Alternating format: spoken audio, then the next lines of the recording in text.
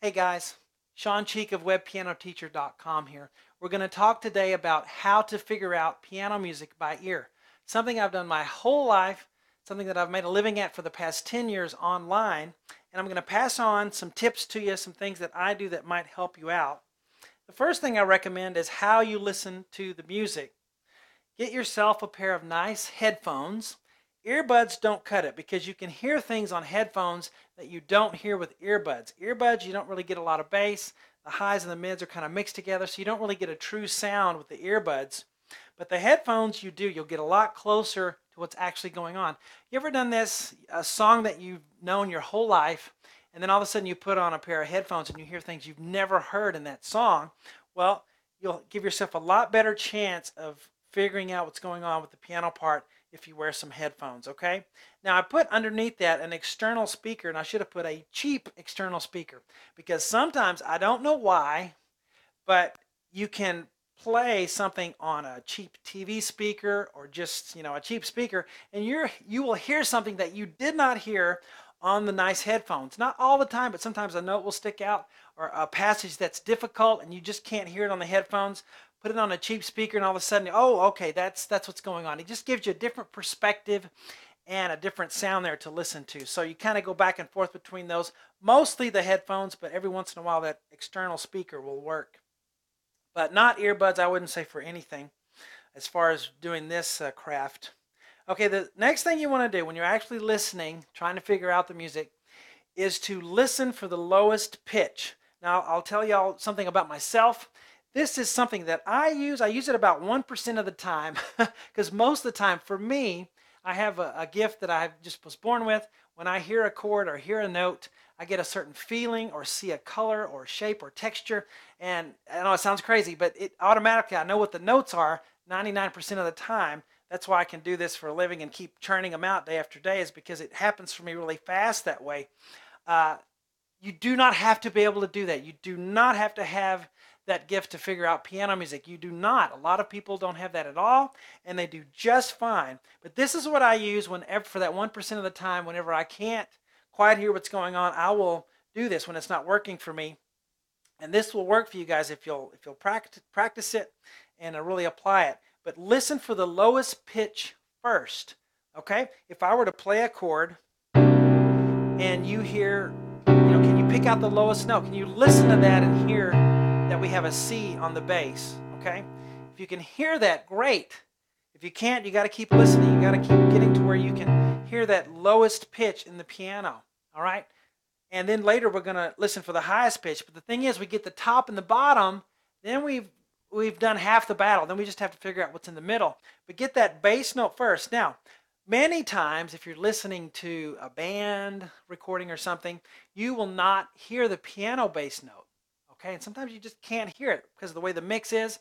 When you can't hear it, listen for the bass guitar. Whatever the bass guitar is playing, that's probably what's on the pinky finger of the left hand, most likely. So listen for the bass guitar if you can't hear the piano. That'll give you a bass note, okay? The second thing you want to do after you pick out that bass note, listen for the highest pitch, okay? So if I play this chord again, it's an awesome chord. I love it. My favorite chord, I think.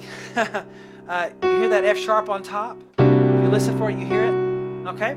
Well, you get that lowest one and the highest one, and then we'll try to get the middle later, but get the lowest one and the highest one first, okay? Now I put here, don't be fooled by overtones. This in poor recordings, when someone's recorded someone with something with a phone, or it's just an old recording, or a lot of reverb in the room when it's recorded, you'll hear notes, ghost tones I call them sometimes, that aren't really there, but because of the way musical acoustics goes, and we're not going to get into that today, but you'll hear a note and you'll see someone playing this, and you'll swear you hear a D up there or something, but they're not playing that because it's an overtone. You just have to have some experience with that to realize that you're hearing an overtone. One of the clues, one of the tip-offs that you're hearing an overtone is if you hear notes and you can't possibly, play, the human hand couldn't possibly play that many notes, then you know you're hearing an overtone, and they're always higher on the top, okay? So don't be fooled by overtones.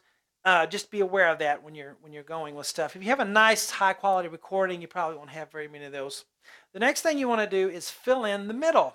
I love this show, so the only thing I could think of the middle to put in there. But you have the top and the bottom. Assuming you've done that correctly, now you need to fill in the gaps. You need to fill in the middle. Play that chord again. Listen closely. Can you pick out the G? Are you hearing another note besides the top and the bottom? If you can just get one more note, that'll get you further. Do you hear the G? Do you hear the B flat? You'll probably hear the G first, I would think. But listen closely is the first thing. You have to really get in there and listen, not to the high or the low note, but something in the middle. So you have to really tune your brain in to listen closely for something in the middle. Try to get a pitch that's coming out in there. Okay. The second thing you can listen to fill in the middle, because that's what we're doing in this step, filling in the middle. Other instruments. If you just can't pick it out and you can't hear other notes in the piano, listen to the other instruments. Maybe the guitar is playing a chord. Maybe there's a vocal ensemble, going on behind. The backup vocals. They will be on the chord that you're doing. One thing's for sure is that the whole band together is going to be on the same chord. If they weren't, it would sound awful. Okay, so they're going to be playing some of the same notes that you're playing on the piano. So listen and see if there's, a B flat or a D in another instrument, or the vocalists are singing that, or the strings. Sometimes the strings are a tip off. You have strings in your arrangement. Listen to other instruments to help you get that piano part. The third thing is just trial and error. If you can get the top one and the bottom one, you just have to, mess around and try till you finally, get the chord that you're looking for. You say, well, nope, that's not it. Nope, that's not it. Oh, that sounds bad. No, that's not it. There it is. So trial and error can be your third thing you try when these others don't work. All right? So filling in the middle. And beyond that, sometimes you have to do what I call musical paleontology, okay? How many of you recognize this guy right here? There was a movie called Jurassic Park, which I loved and still love, by the way. And there was a cartoon on there, and this is the Mr. DNA guy. I can't remember his name, but he's the DNA sequence guy. And you remember from the movie, they were missing some of the dinosaur DNA, so they had to figure out, what the missing links were, and they used frog DNA or whatever, but they had to fill in the gaps. And so you'll have to do that sometimes when you're figuring out piano music and listening to it. One of the things, the biggest thing that will help you with that is experience. You are the sum of your musical experiences as a musician. I've played probably every kind of music there is to play extensively. Classical, rock, pop, every decade, ragtime, jazz, blues, anything you could name, I've most likely done it many times, different songs. And so when you have a song in the same genre or the same style, the same things tend to happen. So you can draw from those experiences to figure out what the music is a lot of times. And for me, it just kind of happens as an instinct at this point. I'm 44 years old now, and it just kind of happens immediately for me when I'm drawing from my experience to fill in a gap. Another thing is the ensemble, because maybe what the piano is playing is not enough for you. Maybe you have this awesome song or something, or awesome recording, but the piano is only playing one note at a time in the right hand. You're like, well, okay, I can play that, but it doesn't sound like it when I play by myself. What can I do? Well, then you go to the ensemble. Ensemble just means a bunch of people playing music together. You go to the ensemble and listen. What's the bass playing? What's the guitar playing? What's the strings playing? What's the vocalist doing? And you can take from those instruments and kind of mix them together, mash them together with the piano part, so that you have a left-hand part and a right-hand part. I don't have time here in this lesson to show you actually how that's done, but that's what I do. Is I'll take from the ensemble. Okay, that's part of this skill, is being able to take from the other instruments what you need and mixes them with the piano part so it sounds like the album version without getting too crazy and far away from what the piano part is, okay? Another thing you have to be aware of, especially in live versions, are mistakes. Now, there are mistakes on albums, too. People make mistakes in the album and they just leave it in. That happened all the time. And especially in live versions, be aware that you hear something, they're just playing and they hit a chord and it just doesn't sound right, but you're trying to figure out what they did. They might have just missed the chord. They might have messed up. And just try to fix it or play a chord that works for you right there.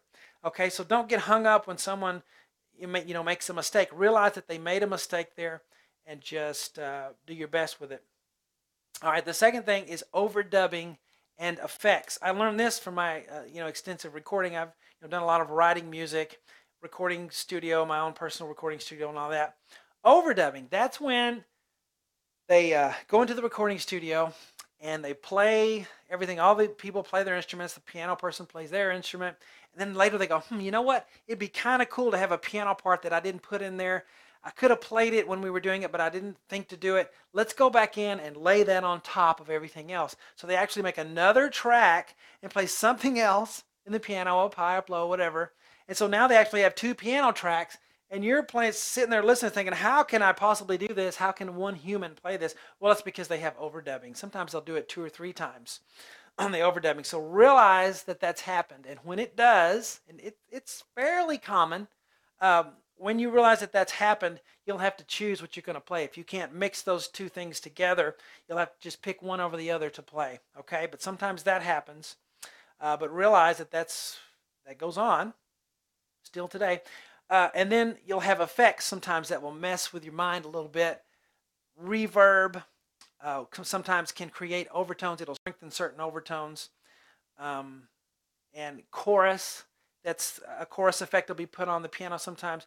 And sometimes they'll have effects on there, and it'll sound like they're doing more than they really are. Okay, they're playing one note and it's going or something. It's an effect that they're using. So sometimes, yes, it is humanly impossible. It's just an effect, an electronic smoke and mirrors that they're using.